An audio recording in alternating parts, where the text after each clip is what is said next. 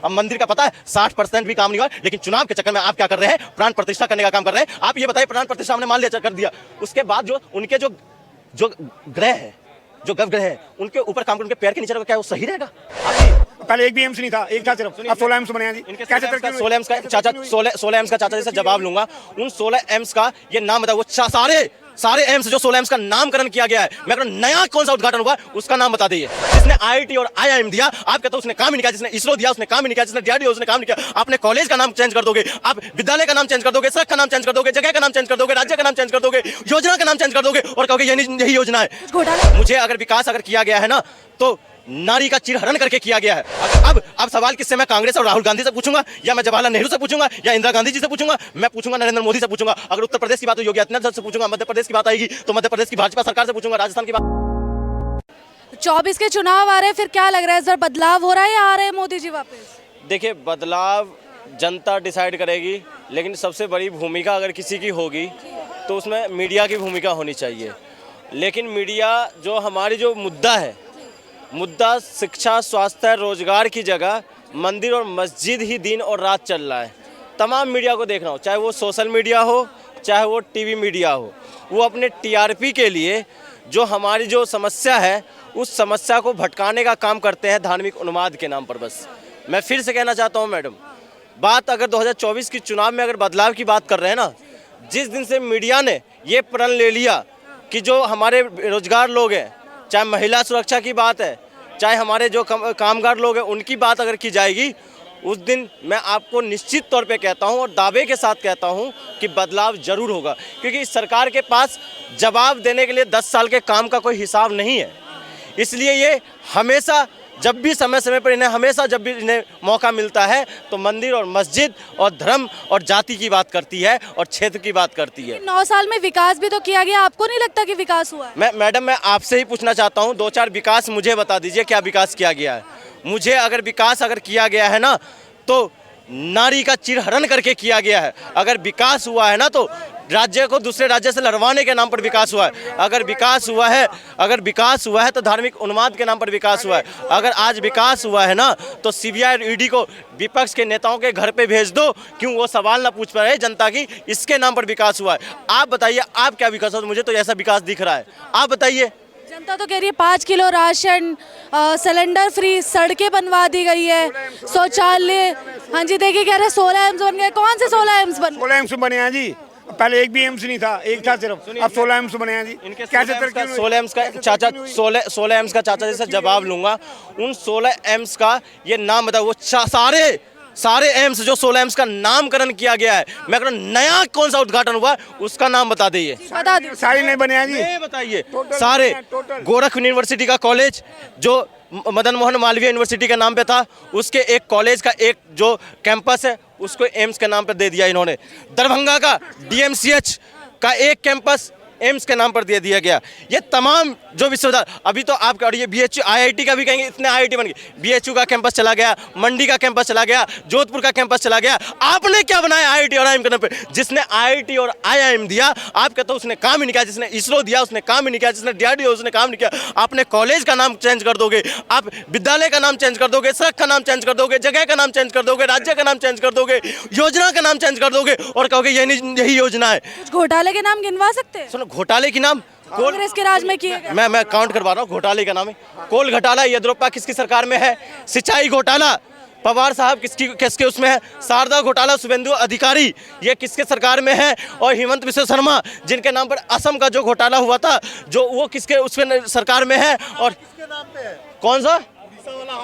सुनिए, उड़ीसा मैं काउंट तो करवा रहा हूँ। और उसको क्या कांग्रेस पार्टी ने अपने पार्टी से बर्खास्त नहीं करा?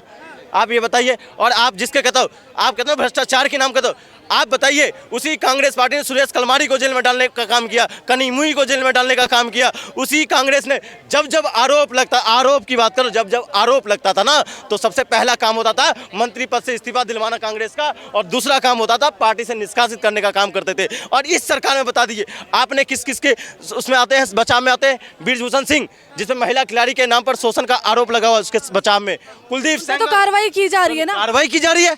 कार्रवाई क्या किया गया? बताएंगे क्या क्या कुछ काम पूरी कार्रवाई है, उसके ऊपर कार्रवाई, पूरा काम हो रहा है, उस पर कोई इसमें जवाब नहीं है। काम हो रहा है क्या? क्या काम हो रहा है? काम क्या जिंदगी भर काम ही चलता रहेगा? जिंदगी भर काम ही चलता नहीं, रहेगा। ऐसा नहीं है, बहुत सही तरीके से काम हो रहा है, हर स्टेप बाय स्टेप काम हो रहा है। ऐसे नहीं ये वही लोग हैं, एक तरफ तो जाति के नाम पर बुलडोजर और धर्म के नाम पर बुलडोजर चलाने का नाम करते हैं, न्यायालय में विश्वास नहीं करते हैं, और दूसरी तरफ कहते हैं कार्रवाई चल रहा है। अरे भैया बृजभूषण सिंह का कार्रवाई हुआ तो भारतीय जनता पार्टी में अभी तक कायम क्यों है? अभी तक कायम क्यों है? और सांसद की बर्खास्तगी क्यों नहीं हुई है? आपने कहा। और दूसरा प्रताप सिन्हा साहब के नाम पर उनके पास पर सदन के अंदर घुसकर, और सदन के अंदर क्या हुआ, संसद बरसी के नाम पर क्या हुआ आपने देखा नहीं? स्मोकिंग बम के नाम पर क्या करा गया, वहाँ पे दंगा फैलाने की कोशिश किया गया। और दूसरा आपने ये कुलदीप सेंगर कौन था, चिन्मयानंद कौन थे, और आप बताइए तीसरी बात, जो भोपाल की सांसद महोदया प्रज्ञा ठाकुर कौन है, इन सब पे कहाँ कार्रवाई है? मैं ये तो पूछना चाहता हूँ। कार्रवाई बता दीजिए, कुछ हुई है कार्रवाई? नहीं टोटल माफिया गैप हो गया और टोटल वहाँ ईमानदारी हो गया, समझे नहीं? हाँ, करा रहा हूँ माफिया का नाम ब्रिजेश सिंह, उत्तर प्रदेश का, जहां माफिया की बात कर, जिस ब्रिजेश सिंह किसकी पार्टी में है, स्वतंत्र देव सिंह किसकी पार्टी में है, पाठक गैंग का ब्रिजेश पाठक किसकी का नाम लेके कह रहा हूँ, मैं सबका नाम लेके कह रहा हूँ, ये सब किसके गैंग में है? और तमाम आज गौतम बुद्ध नगर के ही जिनके नाम पे समाजवादी पार्टी में थे, वो मंत्री थे, तो वो तो गैंगस्टर थे, आज भारतीय जनता पार्टी में शामिल है तो वो गैंगस्टर नहीं। वो तमाम गैंगस्टर है कहाँ? मैं ये तो पूछना, आज भारतीय जनता पार्टी के गोद में बैठे हुए हैं, उनकी गोद में बैठकर भ्रष्टाचार करने का काम करते हैं। क्या करने पता काम क्या करते हैं?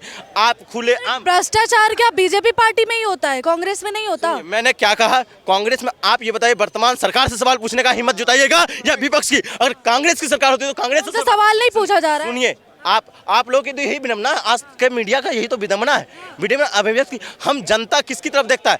आप जैसे तमाम पत्रकार की ओर देखता है, और किस तरह से देखता है? उम्मीद की नज़र से देखता है।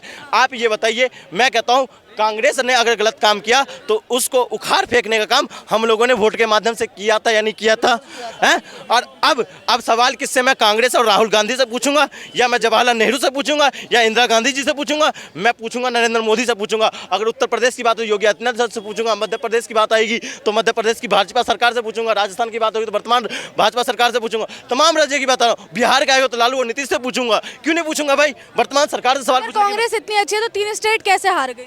सुनिए, जिस तीनों स्टेट की बात कर रहे हैं ना आप, वोटों के आंकड़ा में अनुमान लगाया आपने, देखा आपने? 11 करोड़ वोट बढ़े, 5 करोड़ 90 लाख किसको वोट मिला?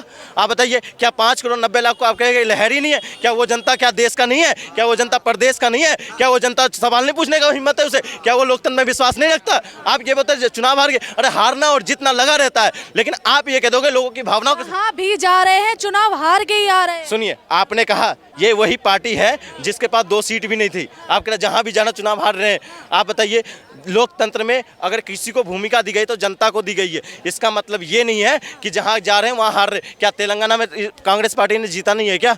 और आप बताइए, जिस 3 राज्य की बात कर रहे हैं उसका ओपिनियन पोल और एग्जिट पोल क्या दिखा रहा था? और आप बता, प्राथमिक कह रहा हूँ, मीडिया के माध्यम से ही कह रहा हूँ, बीजेपी ने विकास करा तभी तो 3 स्टेट जीती है। भारतीय जनता पार्टी ने विकास नहीं करा, बेचने के साथ साथ खरीदने का भी काम करा है, बेचने के साथ साथ खरीदने का भी काम, जैसे पत्रकारों को खरीदने का काम किया है, और हम जैसे भोले भाले लोगों की भावनाओं को खरीदने का काम खरीदा है। उन्होंने अपना ईमान बेच दिया है, जिन्हें खरीदा उन्होंने अपना ईमान बेचा। हर किसी ने रीजन बताऊं, मैं खुद तेलंगाना से बिलोंग करता हूं, हैदराबाद से। क्यों जीती है? फ्री में राशन, फ्री में बस सुविधा, फ्री किसान नहीं, ये जो फ्री का आश्वासन देते हैं, 400 यूनिट फ्री, बस व्यवस्था फ्री, और दूसरे धर्म को लोगों को 20-20 लाख रुपए फ्री, मतलब पढ़ाई में फ्री, हर चीज में फ्री। मतलब ये प्रलोभन देके लोगों को चुनाव आयोग की बहुत बड़ी गलती है कि जब कोई ये पार्टी अगर प्रलोभन देती है तो इनको बैन किया जाए। सुनिए, अगर तरक्की नाम की कुछ भी चीज नहीं है, ओनली 0, बस फ्री, लेडीज को बस फ्री, जेंट्स टिकट लेता है, बस में खड़े होकर यात्रा करता है, लेडीज बस में फ्री में जाती है और बैठ के यात्रा करती है। क्यों? हाँ, फ्री पे ये फ्री पे आए ना, इन्होंने कहा शिक्षा फ्री मेरा मौलिक अधिकार है, छीन के लूंगा सरकार से, ये मेरा मौलिक अधिकार मत। इन्होंने कहा राशन फ्री, जो 2 वक्त का रोटी नहीं खा सकता ना, वो शिक्षा के साथ रोटी छीन के लेगा सरकार से, ये उनका मौलिक अधिकार है। पहले भी सरकार राशन देती थी। और तीसरी बात, इन्होंने कहा महिलाओं को फ्री दिया, पता महिलाओं को बस में फ्री का सरकार के सर्विस में कितना फायदा हुआ है आपको पता है? जो महिलाएं, जो बेटी घर की चार दीवारी से निकल नहीं पा रही थी, आज वही बहन और बेटी घर की चार दीवारी से निकल के बाहर जाके काम करके 10,000 या 20,000 रुपए कमा के लाती है, और वही 10,000 20,000 कमा के घर में लाती है, तो 10,000 20,000 सरकार मतलब अपने जो उनके जरूरी जो चीज़ें उन पे खर्च करती है, तो सरकार को फायदा होता है। और जो काम के चीज़ें हैं, जहाँ पे अगर मैन्युफैक्चरिंग बढ़ती है, IT सर्विस सेक्टर बढ़ता है, तो उससे फायदा सरकार को ही होता है महिलाओं के नाम पर। इस तरफ एक तरफ तो ये लोग वो है जो महिलाओं के लिए बड़ी बड़ी बातें करेंगे, नारी सशक्तिकरण की बातें करेंगे, लेकिन जब दूसरी सरकार महिलाओं के लिए बराबरी की बात करेगा तो इनको दिक्कत होती है। ये लोग वो चाहते हैं कि महिला चार दीवारी से बाहर न रहे, ये लोग चाहते हैं कि दासी प्रथा बरकरार रहे, ये लोग चाहते हैं कि सती प्रथा बरकरार रहे, तभी तो ये उनकी बात करते हैं। अगर ये असली भारत की बात, अगर असली लोकतंत्र की बात करेंगे, असली न्याय की बात करेंगे ना, तो महिलाओं के लिए सवाल उठाएंगे नहीं। आप इनको बता, अगर इतना ही इनके लिए फ्री नहीं, इनके लिए 80 crore free ration, 80 crore free ration free नहीं होगा। और खुल के चैलेंज करता है ये लोग, क्या कहते हैं पता है आपको, कि अगर मैं राशन फ्री नहीं दूंगा ना तो 80 करोड़ लोगों के जीवन यापन नहीं चल पाएगा। इसका मतलब पूरे 80 करोड़ लोगों का खुले आम ये अपमान करने का काम करते हैं, ये उनके लिए सही है। दूसरी बात, दूसरे राज्य में जाते हैं बिजली फ्री की बात करते हैं, और जब सरकार आ जाती है तो नाफ साफ हो जाते हैं, बिजली फ्री नहीं। तीसरी बात, राजस्थान में गए तो इन्होंने सिलेंडर फ्री की बात करी, और सिलेंडर फ्री मतलब 450 करने की बात करी। सुनिए, और करा भी, तो आप ये बताइए, जब 450 करा, लेकिन अभी मिला नहीं है हालांकि, लेकिन कर दिया राजस्थान का। अगर 450 महिलाओं के सम्मान की बात कर रहे थे अभी, बिल्कुल कर रहे थे ना आप। आपको याद है अर्चना गौतम आई थी कांग्रेस के ऑफिस में, उन्हें मुबारकबाद देने के लिए कैसे उन्हें धक्के मार के निकाला गया। सुनिए, आप कांग्रेस के ऊपर चले गए, फिर मैं कहता हूं भारतीय जनता पार्टी वही पार्टी है ना जो बिल्किस बानो, जो गर्भवती महिला थी, जिनको जेल से किसके नाम पे, आचरण के नाम। आचरण तो उसी टाइम दिख जाता है जिस टाइम वो रेप करता है गर्भवती महिला, जिसे आचरण के नाम पर जेल से बाहर फूल और माला और एक नारे से संबोधन किया गया, जिससे सनातन धर्म का अपमान भी हुआ। आप उसको समर्थन करती हो क्या? आप मेरी बात काट रहे हैं, मैंने अर्चना गौतम की बात करी है। गलत है वो भी, ये कांग्रेस की गलती नहीं है। इसमें कहां से आ गया महिला का सम्मान की बात? मैं कांग्रेस से क्या कैसे कह सकते हैं फिर महिला सम्मान? फिर सुनिए बात, मैंने क्या बोला, मैंने कहा कांग्रेस इस टाइम सत्ता में है, कांग्रेस को बेदखल किया है ना इस जनता ने और हम जैसे युवाओं ने। आप सवाल पूछे बीजेपी से, क्या उत्तराखंड में भंडारी के ऊपर सवाल नहीं करिएगा? आप उत्तर प्रदेश के अंदर हाथरस खंड, उस पर सवाल नहीं करिएगा? आप BHUIT के अंदर रेप हुआ उसके ऊपर सवाल नहीं करिएगा? लेकिन आप सवाल किस पे करिएगा? कांग्रेस के ऊपर। आप सवाल किस पे कर रहे हैं?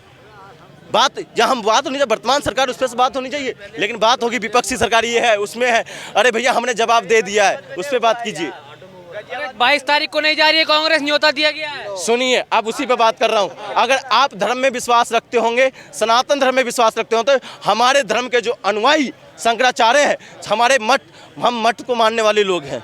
चारों शंकराचार्य ने क्या कहा, आप एक घर का भी गृह प्रवेश करवाते हैं ना, तो पूरा घर का काम जब तक नहीं हो जाता है तब तक गृह प्रवेश नहीं होता। अब मंदिर का पता है 60% भी काम नहीं हुआ, लेकिन चुनाव के चक्कर में आप क्या कर रहे हैं? प्राण प्रतिष्ठा करने का काम कर रहे हैं। आप ये बताइए, प्राण प्रतिष्ठा हमने मान लिया, कर दिया, उसके बाद जो उनके जो ग्रह है, जो गर्भगृह है, उनके ऊपर काम कर, उनके पैर के नीचे रहेगा, क्या वो सही रहेगा? आपके हिसाब से बताइए, सही है वो? सनातन धर्म का अपमान नहीं है? लेकिन आप जैसे तमाम पत्रकार ने हम जैसे लोगों के भावनाओं के साथ खेलने का काम करते हैं आप लोग, और यही काम रहा है आप लोग। सुनिए, आप क्या लग रहा है 24 में क्या हो रहा है? 24 में क्या होगा? 24 में मोदी जी जाएंगे मोदी जी। हाँ। झोला पैक कर रहे हैं? हाँ, झोला पैक होगा। क्यों कर रहे हैं, किन मुद्दों पे कर रहे हैं? बेरोजगारी के मुद्दे पे करेंगे, कोई विकास नहीं हुआ। सिर्फ 22 तारीख को राम मंदिर का उद्घाटन है। नहीं, राम मंदिर का उद्घाटन है, लेकिन राम मंदिर का जो उद्घाटन है हिंदू रीति रिवाज से थोड़ी हो रहा है, वो ज़बरदस्ती कर रहे हैं। कैसे जबरदस्ती हो रही है, आपको कैसे पता? क्योंकि उसमें वहाँ संपूर्ण तरीके से वहाँ के महंत नहीं आ रहे हैं और अच्छे लोगों को नहीं बुलाया जा रहा, क्योंकि जितने सारा मंत्रालय, सारे साधु संत, सारे धर्मगुरु साहब मोदी जी हो रहे हैं अब। क्योंकि जो मंदिर का वो था उद्घाटन या मुहूर्त, प्राण प्रतिष्ठा, वो हिंदू रीति रिवाज से नहीं कर रहे ना, वो जोर जबरदस्ती कर रहे हैं। वो डिक्टेटरशिप जो तानाशाही होती है, हिटलर शाही, वो कर रहे हैं। उनको महंतों से परमिशन लेके अपनी वो कराना था मंदिर का प्राण प्रतिष्ठा, लेकिन वो सबका उल्लंघन कर रहे हैं, हिंदू धर्म का उल्लंघन कर रहे हैं। प्राण प्रतिष्ठा एक संपूर्ण परिवार वाला व्यक्ति करता है जिसकी पत्नी साथ में होती है। देश के प्रधानमंत्री है। तो प्रधानमंत्री तो हिंदू धर्म से बड़े थोड़ी हो जाएंगे। प्रधानमंत्री हैं तो सब कुछ प्रधानमंत्री थोड़ी हो जाएगा, पूरा देश थोड़ी हो जाएगा वो। कहा जा रहा है राम जी का हाथ पकड़ के ले जा रहे हैं। हाँ, ये तो देखो, ये देश की जनता को समझना चाहिए कि वो राम से भी बड़े हो गए हैं, वो राम को ला रहे हैं। कि मोदी जी ने क्या करा है, राम को ना छोटा बना दिया अपने आप से, कि उनमें वो दिखा रहे हैं कि मैं राम से बड़ा हूँ। लेकिन उनको तो कहा जा रहा है ना राम का अवतार। नहीं, राम का अवतार कैसे हो गया? राम तो अपनी पत्नी को लेने के लिए वहाँ गए थे, क्या लंका, लेकिन वो तो अपनी पत्नी साथ में नहीं रख रहे, छोड़े पड़े हैं। उन्होंने देश के लिए कुर्बान कर दिया अपनी पत्नी। ऐसा कभी होता होगा? देश के पीछे छोड़ दिया अपनी पत्नी को। नहीं, ऐसा कुछ नहीं है। वो शासन के लिए, वो मौज मस्ती के लिए और एक कुर्सी के लिए अपनी पत्नी छोड़े घूम रहे हैं। ऐसा कुछ नहीं है। देश के लिए कभी कोई पत्नी नहीं छोड़ता। वो सुख भोग रहे हैं, पैसे का, सत्ता का सुख भोग रहे हैं। इसकी सेवा कर रहे हैं, आपको ही नहीं दिखाई दे रहा है। नहीं, वो देश की सेवा नहीं कर रहे, अपनी सेवा कर रहे हैं। उनके फोटो देखे अभी वायरल हुए हैं। कौन सी फोटो? अभी वो केरल में थे, कहीं समुद्र के किनारे, कितनी बेहतरीन फोटो आई है। लक्षद्वीप की कितनी बेहतरीन फोटो आई है। चल रहे हैं और टीका लगा के और मस्त बिल्कुल चाय पी रहे हैं। वैसे कहते हैं हम भिखारी हैं, मतलब चाय पी रहे हैं। इतना बेहतरीन, इतने अच्छे कैमरे से, करोड़ों वाले कैमरे से उनकी फ़ोटो खींची हुई है। तो लाखों रुपए खर्च कर रहे हैं अपनी फोटोग्राफी पे, अपनी वीडियो पे। वो खुद का विकास कर रहे हैं। अब आपके पास ये जो बस्ती है, आप देखो, इस बस्ती में कहीं भी कोई जल निकासी नहीं, कोई खड़ंजा नहीं बनना, कुछ नहीं, बिल्कुल कबाड़ बस्ती हो रखी है और विकास चिल्ला रहे हैं। अब इस मतलब आपको नहीं लगता कि विकास किया गया? इंफ्रास्ट्रक्चर जीरो है इस बस्ती का। आप देखोगे ना, सारी गली सड़ी पड़ी है, मच्छर मक्खी कुछ नहीं है, और बस नो डेवलपमेंट हो रहा है। बस रोड बना दी है सामने वाली, बस खत्म कहानी। मोदी जी क्यों कहते हैं कि विकास किया गया? अब इन लोगों से पूछ लो, इतने सारे लोग खड़े हैं, अगर कोई विकास बताते अपने मोहल्ले में। फिलहाल तो बच्चे हैं यहाँ पे। नहीं, ये भाई बताना जरा, विकास है? क्या लग रहा है भैया, विकास हुआ है? लेकिन चले गए वो तो। अब विकास की परिभाषा वो नहीं जानते। वो अपने मोदी जी की बुराई कर रहे हैं, उन्हें बुरी लग गई। मोदी जी की बुराई नहीं कर रहे। देखो, विकास वो कह रहे हैं ना, विकास करना हो, विकास करो। क्या पता लोग ये सोच रहे हो कि विकास अपना बेटा पैदा कर रहे हो। हाँ, तो विकास इन लोगों से पूछ लो, इनकी गलियों में विकास हो रहा है। सारी गलियाँ ये सड़ी पड़ी हैं, कहीं पानी निकासी नहीं, कुछ नहीं। पानी के क्या चाहते हैं मोदी? देखो, कह रहे हैं इनके मोटर लग रही है। लेकिन इस भाई से ये पूछो कि अब क्या कह रहे हैं? मोटर लग रही है, बिल्कुल सही कह रहे हैं मेरे भाई। जो एफएम पे वो कह रहे हैं 10 करोड़ लोगों को पानी, इनके घर में पानी आ रहा है, स्वच्छ जल आ रहा है इनके घर में। तो इन लोगों को बेचारों को ये नहीं पता कि स्वच्छ जल क्या होता है। सरकार की क्या क्या जिम्मेदारी है, इन भाइयों को ये नहीं पता। आप बता दीजिए, उन्हें नहीं पता, आप उन्हें बता दीजिए। इन भाइयों को ये नहीं पता कि सरकार की जिम्मेदारी है स्वच्छ जल लाना, अच्छा स्वास्थ्य केंद्र बनाने, स्कूल बनाने, अच्छी सड़क बनानी, अच्छा इंफ्रास्ट्रक्चर डेवलपमेंट करना। लेकिन इन भाइयों को ये पता ही नहीं है। ये मतलब एक भेड़ चाल है। अब इनके लिए स्कूल बनते तो ये समझते बात को। अच्छा, क्या बोले, क्या लगता है 24 में कौन आएगा? 24 में तो मोदी जी ही आएंगे। हाँ, मोदी जी आएंगे। विकास किया है मोदी जी ने? विकास तो कर रहे हैं, बहुत अच्छा विकास कर रहे हैं। क्या किया, 2-4 काम बता दीजिए। काम तो पहले तो उन्होंने सबसे पहले जो अपने देश की जो जनता है, जो अपने देश की जनता लॉकडाउन से परेशान थी, एक अन्न दे रहे हैं। सबसे पहला अन्न दे रहे हैं। उसके बाद उनका दूसरा है कि जितने भी अपने देश के नागरिक हैं उनके लिए पूरा विदेशों में, यहाँ तो क्या है, इंडिया तो क्या, विदेशों में डंका बजा रखा है। ये कह रहे 5 केजी राशन दे रहे हो, विदेश में डंका बज रहा है मोदी जी के आने के बाद। बिल्कुल डंका बज रहा होगा भाई। देने से तो भिखारी बनेंगे, भिखारी बना रहे हैं वो। अब इनसे भाई साहब से पूछो, इनके 25 फुटे पे कोई स्कूल बनाया हो? बता दीजिए, कोई स्कूल बनाया मोदी जी ने 9 सालों में?